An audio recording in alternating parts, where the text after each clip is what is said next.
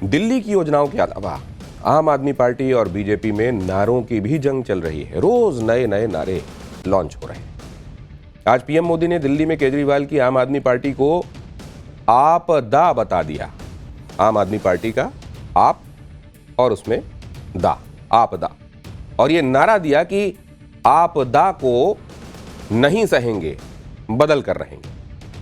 सुनिए पीएम मोदी ने क्या कहा और फिर बताऊंगा कि पीएम मोदी के हमले का अरविंद केजरीवाल ने कैसे जवाब दिया। अन्ना हजारे जी को सामने करके कुछ कट्टर बेईमान लोगों ने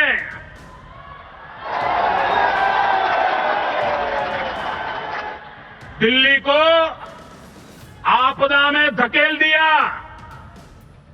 शराब के ठेकों में घोटाला, बच्चों के स्कूल में घोटाला, गरीबों के इलाज में घोटाला, प्रदूषण से लड़ने के नाम पर घोटाला, भर्तियों में घोटाला। ये लोग दिल्ली के विकास की बात करते थे, लेकिन ये लोग आपदा बनकर दिल्ली पर टूट पड़ी है। ये लोग खुलेआम भ्रष्टाचार करते हैं और उसका महिमा मंडन भी करते हैं। एक तो चोरी, ऊपर से सीना चोरी। ये आपदा दिल्ली पर आई है और इसलिए दिल्ली वालों ने आपदा के विरुद्ध जंग छेड़ दी है। दिल्ली की हर गली से आवाज आ रही है, आपदा को नहीं सहेंगे, बदल के रहेंगे। आपदा को नहीं सहेंगे। दिल्ली में बीजेपी की सबसे बड़ी उम्मीद प्रधानमंत्री नरेंद्र मोदी हैं। वही पार्टी का सबसे बड़ा चेहरा है। लेकिन पीएम मोदी चुनाव में माहौल सेट कर सकते हैं, जीत का बेस बना सकते हैं, पर चुनाव तो दिल्ली बीजेपी के नेताओं को ही लड़ना पड़ेगा। जनता के बीच उन्हें ही जाना होगा और दिल्ली बीजेपी के पास अभी कोई ऐसा चेहरा नहीं दिखाई देता जो केजरीवाल को टक्कर दे सके। यही केजरीवाल की सबसे बड़ी ताकत बनी हुई है।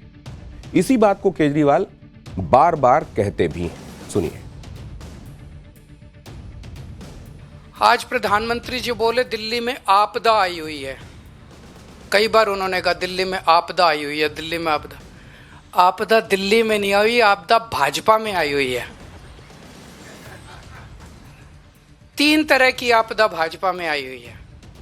पहली आपदा, भाजपा के पास सीएम चेहरा नहीं है। दूसरी आपदा, भाजपा के पास नैरेटिव नहीं है, उन्हें पता ही नहीं चुनाव किस मुद्दे पे लड़ना है। तीसरी आपदा, भाजपा के पास कोई भी एजेंडा नहीं है इस चुनाव के लिए। प्रधानमंत्री नरेंद्र मोदी ने आज दिल्ली में वीर सावरकर कॉलेज की भी नींव रखी। इसे लेकर विपक्ष खूब हल्ला हंगामा और विरोध कर रहा है। दिल्ली चुनाव में वीर सावरकर का मुद्दा उठने से चुनाव धीरे धीरे हिंदुत्व की पिच पर आएगा और जैसे हरियाणा और महाराष्ट्र के चुनाव में पीएम मोदी ने हिंदू वोटों को एकजुट किया था, वैसा ही दिल्ली के चुनाव में भी हो सकता है। वीर सावरकर के नाम पर दिल्ली में जो कॉलेज बनने वाला है, उसी जगह से एक रिपोर्ट आपको बताता हूं। ये रिपोर्ट देखिए और इसके बाद आपको बताऊंगा कि दिल्ली के चुनाव में कांग्रेस क्या कर रही है। वीर सावरकर कैंपस की, जिसकी पहली और एक्सक्लूसिव तस्वीर आपको यहाँ पर मैं दिखाना चाहूंगी। ये आप जो बिल्डिंग देख पा रहे हैं, ये उस कैंपस की है जिसका नाम वीर सावरकर जी के नाम पर रखा गया है। जैसा कि आप इस पूरी बिल्डिंग को देख सकते हैं, इसकी खासियत आपको बताते चले कि लगभग 140 करोड़ रुपए की अनुमानित लागत के साथ इसे बनाया जा रहा है, जिसका ये एक पोर्ट्रेयल आप देख सकते हैं। ये यूनिवर्सिटी ऑफ दिल्ली के अंतर्गत आता है। रोशनपुरा इलाके में इस पूरे कैंपस को बनाया जा रहा है, जो कि महज वेस्ट कैंपस से 5 मिनट की दूरी पर है।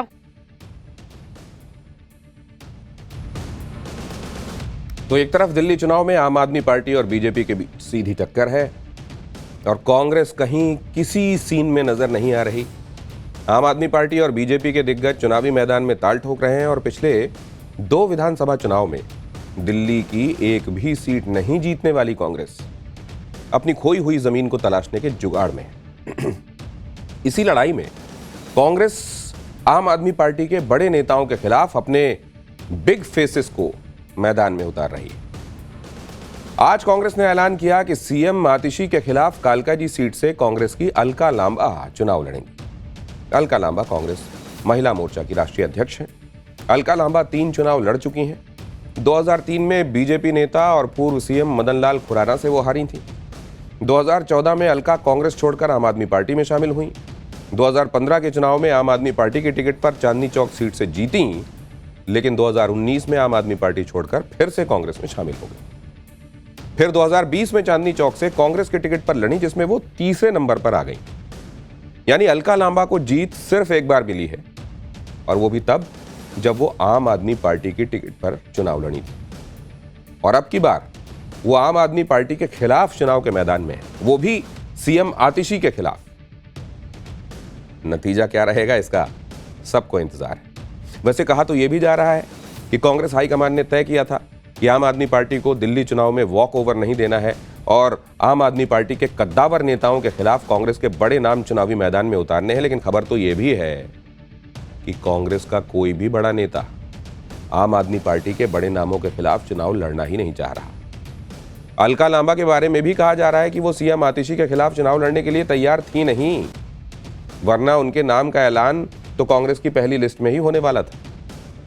लेकिन अब कांग्रेस हाईकमान के कहने पर अलका लांबा राजी हुई।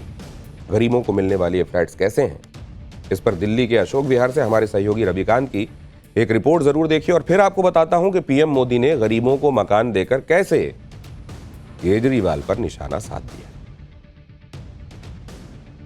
इस वक्त मैं स्वाभिमान अपार्टमेंट के अंदर हूं और 14वें फ्लोर पर हूं। ये सरस्वती अपार्टमेंट है और एक तस्वीर आपको दिखाता हूं। यहां से अगर आप नीचे देखते हैं तो ये जे क्लस्टर जो आपको दिखाई दे रही है, जो झुग्गियां आपको दिखाई दे रही हैं, ये वही लोग हैं जिनको ये अपार्टमेंट मिला है।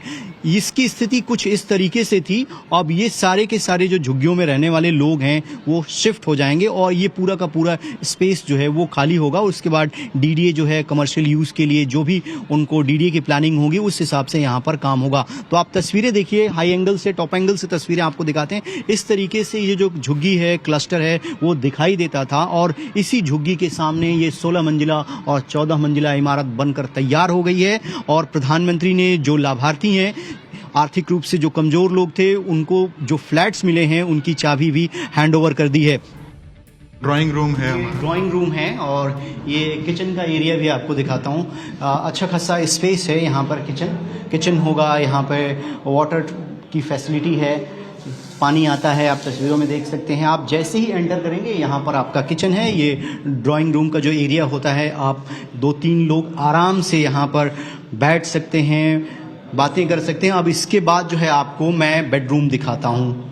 ये देखिए, इस तरीके का फुल फर्निश्ड है। यहाँ पर सारी सुविधाएं हैं, पंखा लगा हुआ है, लाइट है और ये जो खिड़की है इसको आप वो ओपन करते हैं तो बाहर की तस्वीरें जो है आप देख सकते हैं। इसको आप ओपन करेंगे तो ये बाहर का नज़ारा जो है वो आप देख सकते हैं। ये बालकनी भी दिखाते हैं। ये सारे डीडीए के ऑफिशियल्स हैं जिनके देख रेख में ये बनाई, ये बालकनी है। और उसके बाद और क्या इस रूम में फैसिलिटी है वो भी देखिए। यहाँ पर वॉश बेसिन है, आप देख सकते हैं, पानी पूरी तरीके से आ रहा है यहाँ पर।